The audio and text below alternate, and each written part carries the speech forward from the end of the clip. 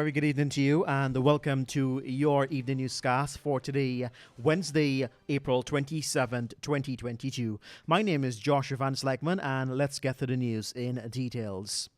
56 years as an independent nation, Ghana remains trapped in a political and ethnic struggle, which has robbed its citizens of the transformation desperately needed to improve their lives. Compounding the situation is a leadership vacuum, with many viewing that our current leaders lack a proper vision for this country. It is of little wonder that the U.S. aid in a recent report concluded that the ruling party, the PPP, and the opposition coalition, the APNU-AFC, need to find a way to form a functioning democracy based on power sharing rather than a winner-takes-all mentality. Publisher of the Kaieteur News, Glenn Lal, urged the current crop of leaders to develop a bold and progressive vision for this country, bemoan on the lack of a common-sense approach to the nation's development. Lal drew reference to President Irfan Ali's response to critics on the Harpley Eagle monument at the Mandela Eccles roundabout, saying it is inconceivable that with all the problems befalling this nation, the Guyanese leader had time to respond to such an issue. The Inter-American Development Bank is preparing to loan the Ministry of Education $27 million to support the transformation of the primary education sector, which suffered considerably learning losses during the COVID-19 pandemic. The loan is also expected to help the country build the required human capital it needs to manage its oil resources while driving economic growth and diversification. The proposed first operation of the $27 million loan comes with the following objectives: implement student-centered learning and 21st century skills, focusing on vulnerable populations including indigenous peoples, boys and children with migration background, and improve and expand access to safe and improved learning environments. ExxonMobil Corporation made 3 new discoveries offshore Guyana, following which it increased its estimate of the recoverable resource for the Stabroek Block to nearly 11 billion oil equivalent barrels. In a missive to the media on Tuesday, the company said 3 discoveries are southeast of the Liza and Payar developments.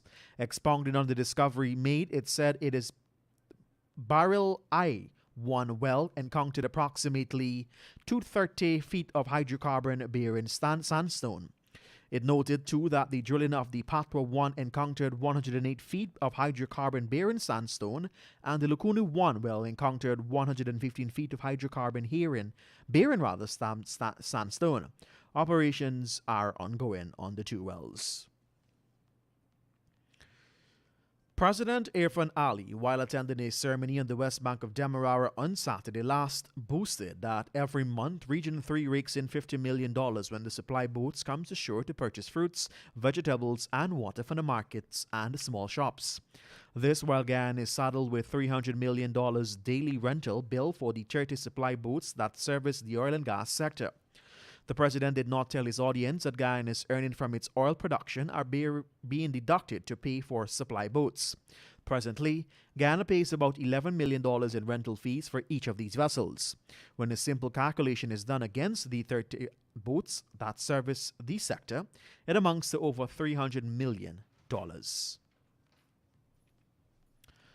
And the planned gas-to-energy project to be built at Wales on the west bank of Demerara can result in long-term hardship for farmers within close proximity to the plant and pipeline, as impacts on their agricultural products could extend beyond the construction phase to the operation stage of the facility. This is according to the environmental impact assessment compiled by ExxonMobil's consultant, the Environmental Resource Management.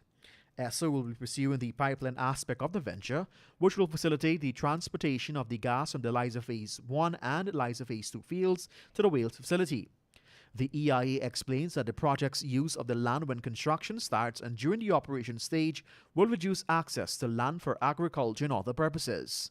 It added that the loss of access to personal properties can result in temporary and/or permanent economic displacement for people which may depend on these lands for their livelihoods, employment, and/or income-generating activities. And finally, at this time, Indigenous leaders are calling on the government to ensure that they are involved in draft low carbon development strategy, LCDS discussion to mitigate any impacts that may arise. The community is adamant that the government must also assist through budget allocations to ensure that work continues in protecting the general rights of Amerindians. The Amerindians People's Association stated that over 30 indigenous leaders and representatives from across Guyana had recently participated in a 5-day workshop focusing on the Draft Low Carbon Development Strategy 2030 and revision of the Amerindian Act. One of the key recommendations from the consultations was to have allocations in the next national budget to cater for revision work to continue. The Amerindian People's Association said that 2 budgets have passed and no allocations were made for indigenous groups to continue work as to how the strategy impacts the Amerindian Act and whether it is strong enough to guarantee the rights of the nation's first people. And I do beg your pardon, this is our final story. After being closed for 2 years due to the COVID-19 pandemic, on Monday, public schools fully reopened their doors to children across Guyana. Over the next weeks, pupils in every single grade will be returning to the classroom for face-to-face engagement. Chief Education Officer at the Ministry of Education, Dr. Marcel Hudson, visited several schools around Georgetown.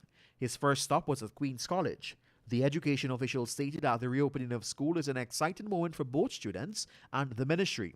He noted that all studies have shown that the longer schools are closed, the greater the learning loss will be.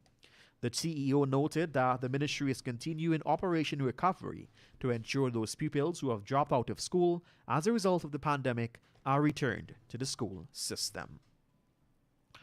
And with that, we've come to the end of your evening newscast right here on Kaieteur Radio 99.1 and 99.5 FM. Allow me to remind you that you can get the full details of these stories and much more by picking up a copy of the Kaieteur News at a newsstand near you, or head across to our website at kaieteurnewsonline.com. My name is Joshua Van Sleckman. Have a great remainder of your Wednesday evening, reminding you that coming up at 19 hours 20 this evening, it will be time for the Wednesday edition of The Glenn Lyle Show. Once again, thank you and good night.